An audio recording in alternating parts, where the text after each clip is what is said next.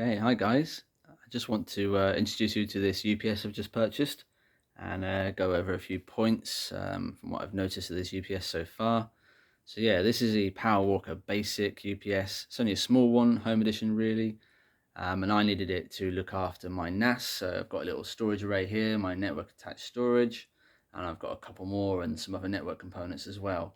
So I just want to protect this in should it have any power outages in the middle of the night or anytime really, so I don't lose any data abruptly, and the NAS can do a controlled shutdown if it detects any power loss, and look after my data really, and start back up automatically should it need to when the power is restored. So yeah, this Power Walker Basic is the 1000 edition, so you get the 600, the 800 and the 1000, and this one is the VI 1000 STL UK edition. So this translates basically for the 1000 model, you get 600 watts. That's the maximum load it can take. Now with this NAS, I'm not even pushing 40 watts really. Not even, I think it's 30 or even less in standby mode. So I worked out this unit would last a good hour or so with just a small NAS and some other minor components. So yeah, spec to what you need. This model is the largest. It has the largest battery of its case. So the basic range, it has the largest battery within it. The next model up is a slightly larger shell, a larger case. Generally has two batteries within it and gives you obviously a lot more power and that. But this one doesn't have a fan, so I opted for this one purely because I'm expecting it to be quieter. The model above has a fan in it, and I'm sure it's not noisy, but I just want to try to keep this as quiet as possible really. So yeah, I like the look of it. It's quite a long unit. It's definitely a heavy unit because of the battery, and it's got this really nice display on the front that helps you see what's going on, whereas some of the APC budget units don't really have much of an interface on the front. It's just a couple of lights. And this model also has a USB output, so you can connect it to your computer and read the stats and such and run the software. But also, if you're not familiar, it's got standard protocols within it that allows it to communicate with a NAS. So what I've done before is you just connect the UPS into your NAS USB, you set your NAS up, and there's no drivers or software in it or anything. If it's a QNAP, it just works out the box, and yeah, the UPS will tell the NAS there's a power outage, and the NAS can shut down after a period of time in a controlled manner, so you don't lose any data. It's pretty good really, and it's worked pretty good in the past when I've had to install these, in the past in different companies and such. So yeah, at the moment it's not on, it's not switched on at the wall, and it's making absolutely no noise. But what I've got is an app running to show me how much noise it's making. So at the moment, there's absolutely nothing going on. Obviously, there's movement on the screen because I'm talking and other background noise, but otherwise it's very quiet around here. Noticeably, in the 10,000 range, there's not a lot going on there. There's no peaks as such. It's pretty stable. So what I'll do is I'll switch it on at the wall. Then it comes on. It starts up. And the observation I've got is that you can hear it, or I can. Depending on your age, you might not be able to hear the high frequency, because I know you lose some of the high frequency ranges as you get older. But at the moment I can still hear it.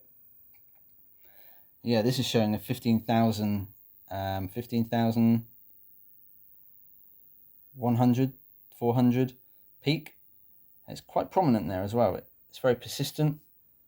This is obviously right next to the unit, so it's the maximum it's going to get. So that's an observation. So I can hear this quite a lot. It's quite piercing. And I was hoping to keep this within my front room with my other IT equipment, which is otherwise generally quite quiet. If you put this in a cupboard or somewhere out of the way, this would not be a problem at all. I'm sure it would be absolutely fine. But yeah, due to the conversion within to DC back to AC and such, that it has this byproduct of quite a high-pitched noise really. So yeah, it's very persistent. There's no load at all at the moment on the unit, but it's still making this high-pitched noise. Anyway, so it's plugged in, and you press the button once and you can then see the display.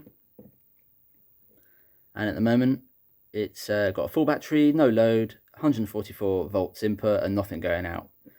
and you basically hold the button down for a couple of seconds, and then you get a blue light come on which says it's now providing power. So 244 and 244, there's no output. So go to the NAS and I can power the NAS up. Just to sort of sample that it powers up quite well. You can see the front of the display. This doesn't really create much load. The NAS takes a little while to boot up, spin up some disks, but it doesn't really create enough load to even keep a consistent 1 bar on the load. Coming up a little bit. Probably hear the NAS starting up. But yeah, pretty good screen. The screen dims down after a period of time, so you've not got that shining away as such. Saves a bit of power in that. That was my NAS. Just beeps when it starts up. And yeah, so you can do a test basically. So if I turn off at the power at the socket, probably not the best thing to do while the NAS is starting up, but so you can see here that it tries to guarantee around about a 230 volt output as best it can, I suppose, but the disks are obviously starting up and changing the voltages and such on the demand. So there's an extra noise, but this isn't really much of a concern, so you're not expecting to have this power in the unit during normal operation. And of course it's one of those ones that beeps every now and then. There is a way of muting it if you want to, that's in the manual.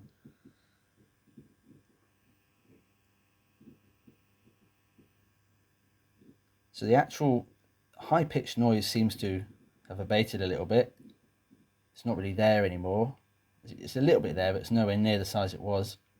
There's a little hum, but that's quite nice. There's not a problem with that really. It's not really piercing on the ears or anything. Beep every now and then. And yeah, and I can restore the power. And it'll all go back to normal.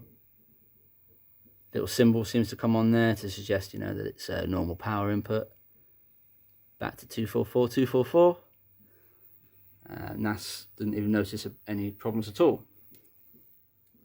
So yeah, I just thought I'd go over and introduce that this unit. There's the high pitch back again. Quite piercing and horrible in the ears, but like I say, if it's going into a cupboard or something, it shouldn't be a problem. But if you want to keep it in your living room or near where you sit or where you sleep, probably not a good idea. Okay, take care.